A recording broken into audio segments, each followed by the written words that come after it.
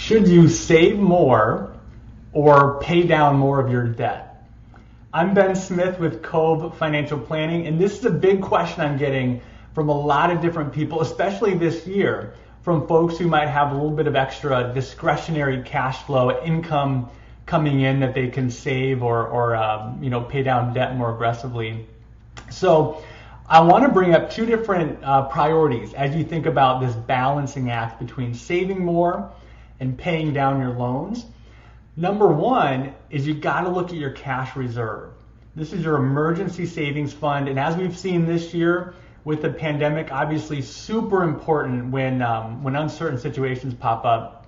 So you really should have 3 to 6 months of your living expenses set aside in a cash reserve. So, it depends on your family situation, but, if you have a mortgage, car payments, food, utilities, and that's $4,000 a month, you want to have between $12,000 and $24,000 set aside in a cash reserve. I know it's a big range, so you really want to look at, are both you and your partner working and earning income? Is your job security okay? So there are certain things you want to consider with that range. But that's number one. Start with your cash reserve because the other stuff doesn't matter unless you have that figured out. Number two is look at the interest rate on your debt. So you might have low interest rate debt like a mortgage, maybe car payments, student loans, things like that. I consider those sort of low priority from a planning perspective. You might have high interest rate debt, maybe credit cards or other unsecured loans that could be double-digit interest rate, and you're not alone.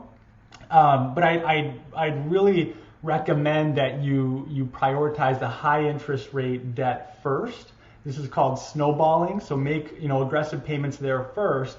But when you look at the balancing act between saving more and paying down debt, if you have low interest rate debt at 3, 4, 5%, I would argue, historically speaking, you can earn more than that in the market, right? The U.S. stock market historically returns in the high single-digit range, call it about 8% per year on the low end.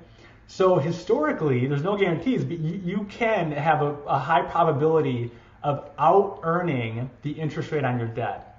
So example one, you've got mortgage, student debt, and a couple auto loans at an average of 4% interest. I would say save for your future, right? Make the payments you need to on those, but any extra cash, funnel it into the stock market. Again, you'll have a higher probability of out-earning that 4% interest rate in the market.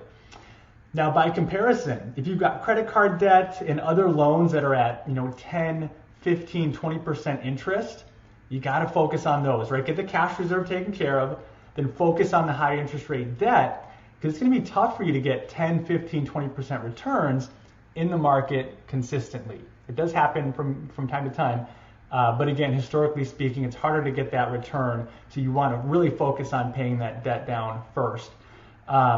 So real quick, in summary, you got to focus on the cash reserve. That's the foundation for any of these financial planning decisions.